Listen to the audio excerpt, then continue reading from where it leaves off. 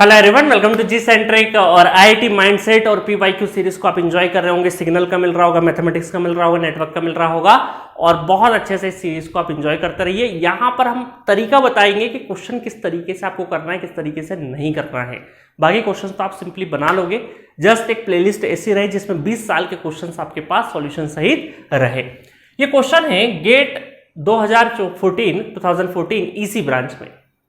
अब देखिए क्वेश्चन, आप इस तरह के जो सर्किट्स है वो आप एनालॉग इलेक्ट्रॉनिक्स में भी बहुत पढ़ते हैं। पहले मैं सोच रहा था क्वेश्चन एनालॉग इलेक्ट्रॉनिक्स के लिए छोड़ देते हैं, बट ठीक है, नेटवर्क में भी हमने कुछ कॉन्सेप्ट पढ़े हैं इसके रिलेटेड, तो हम लोग यहाँ पर देखते हैं। ऑलरेडी मैंने नेटवर्क में एक चीज एक्सप्लेन किया था कि जब भी डिपेंडेंट सोर्सेज का यूटिलिटी क्या है, फिजिकली तो कोई एग्जिस्ट करते नहीं है, इसको हम लोग सॉलिड स्टेट जितने भी हमारे कंपोनेंट्स होते हैं उसकी मॉडलिंग करने के लिए यूज करते हैं। तो आपने देखा होगा कि एनालॉग इलेक्ट्रॉनिक्स में हम हर चीज की जो मॉडलिंग करते हैं वो डिपेंडेंट सोर्सेस से करते हैं। अब डिपेंडेंट सोर्सेस को आइडेंटिफाई करना जरूर आना चाहिए। जैसे मैंने आपको एक चीज बताई थी, क्वेश्चन को कर लेंगे, है ना। पहले एक चीज बताता हूं, मैंने फुल कोर्स में बताया था कि सपोज करो ये आपका डायमंड शेप बन जाए, ठीक है, ये डायमंड शेप हो जाए। ये डायमंड शेप जब भी आ जाए तो ये आपका क्या है, डिपेंडेंट सोर्स है, ठीक है। अब इसके अंदर दो पॉसिबिलिटी है ना, सिंपल तरीके से बता रहा हूं, या तो प्लस माइनस हो जाएगा या फिर क्या हो सकता है, ये डायमंड बिस्किट है ना, सुना होगा ना एड। चलो एरो आ जाए या प्लस माइनस आ जाए। एरो का मतलब और प्लस माइनस का मतलब अगर मैं बोलूं कि अभी सारी चीजें भूल जाओ, अभी सिर्फ ये बताओ सोर्स पता है ना। हाँ सर। अगर मैं सिंपल तरीके से पूछूं, एक लेमन की तरीके से पूछूं कि सोर्सेस कितने टाइप के होते हैं, बोले सर 2 टाइप के, voltage source and current source. Voltage जैसे ही नाम आता है तो प्लस माइनस दिखता है, करंट जैसे ही नाम आता है तो एरो दिखता है। तो क्या मैं ऐसा बोल सकता हूं कि अभी सिंपली आप ये बोलो कि ये है आपका क्या, करंट सोर्स, और ये क्या है आपका voltage source. Current source, voltage source, बस अभी कुछ मत बोलो, बाकी इतना जान लोगे। तो एरो देख के करंट सोर्स बोल दिया और प्लस माइनस देख के वोल्टेज सोर्स बोल दिया। अब मैं बोलता हूं आगे कि एक बात बताओ, अगर यहां पर कुछ इस तरीके से चीजें लिखी हो कि K इंटू VX, और या फिर ऐसा लिखे K इंटू IX, इस तरीके से लिख दे, तो अब आप क्या बोलोगे, अब बोलोगे कि डिपेंडेंसी किस पे है, ये तो कांस्टेंट है K। अगर ये वोल्टेज VX लिखा रहे तो आप बोलेंगे वोल्टेज डिपेंडेंट वोल्टेज सोर्स। अगर K इंटू IX लिखा रहे तो current dependent voltage source. Similar concept समझ गए होंगे अब आप, है ना। तो अगर इस साइड में ऐसा लिखा रहे K इंटू IX या फिर K इंटू VX, तो यहां पर हम ये बोलेंगे K इंटू VX, तो ये किस पे डिपेंड कर रहा है, करंट सोर्स। वोल्टेज किस पे डिपेंडेंट है, वोल्टेज पे, तो वोल्टेज डिपेंडेंट करंट सोर्स, और ये हो जाएगा करंट डिपेंडेंट करंट सोर्स, है ना। बस 4 ही पॉसिबिलिटी बनती। अब बताओ, डब्बा दिखा, डायमंड शेप दिखा, एरो दिखा, बिल्कुल दिखा। तो पहली चीज तो तय है सर कि आपने बोला था ये सारे के सारे सोर्सेस पीछे की साइड लग रहे हैं, तो इसका मतलब है करंट सोर्स, तो वोल्टेज सोर्स तो आंसर होगा नहीं। उसके बाद सर डिपेंडेंसी, ये ए तो कांस्टेंट है, करंट, है ना, और जो भी डिपेंडेंट वेरिएबल होगा उसका क्लू कहीं ना कहीं किसी सर्किट में गिवन होगा, इंटायर सर्किट में कहीं ना कहीं क्लू रहेगा।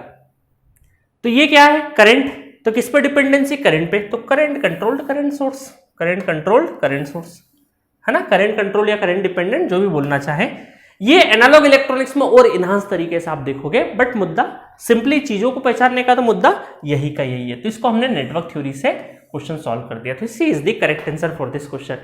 था क्वेश्चन बहुत ही सिंपल, बट कॉन्सेप्ट नहीं पता, अब तो नहीं भूलोगे, इस थ्योरी के बाद तो कोई नहीं भूलेगा। इसी तरह की थ्योरी मैंने फुल कोर्स में बहुत डिटेल में, सेम कॉन्सेप्ट मैंने फुल कोर्स में बताया है। अच्छा, इसमें ये सारे के सारे लीनियर है, नॉन लीनियर वाला कॉन्सेप्ट भी बताया मैंने वहां पे, ठीक है।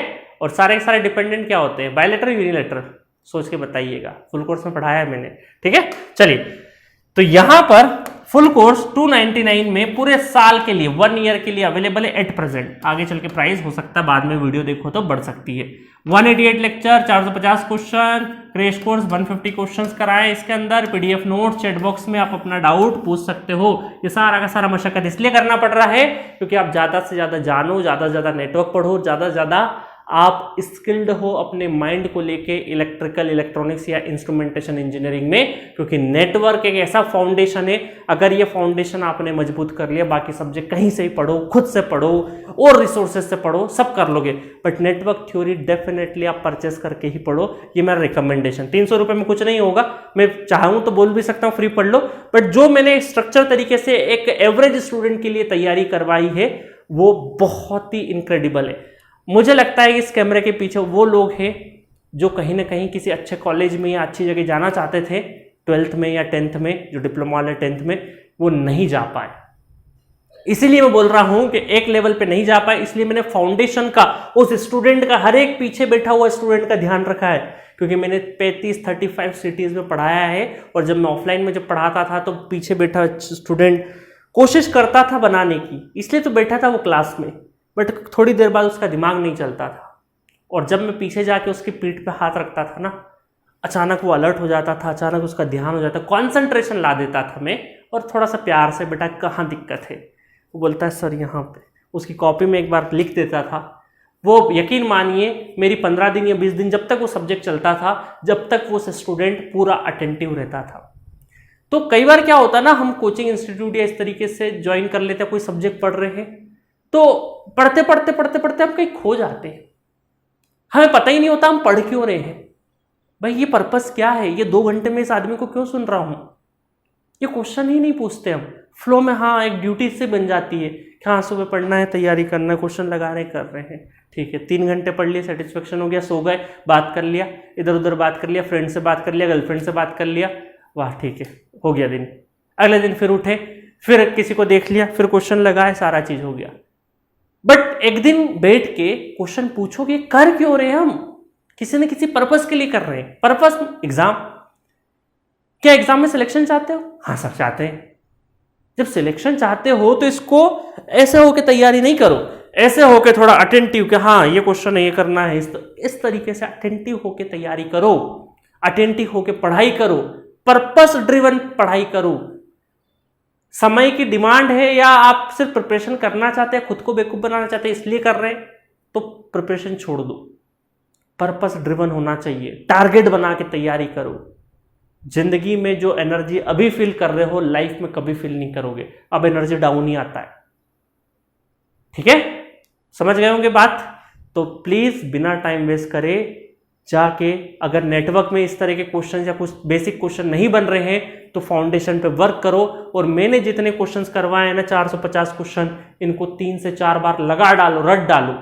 रटने का मतलब मगअप नहीं करना है, मतलब कॉन्सेप्ट रटना है 450 क्वेश्चंस में।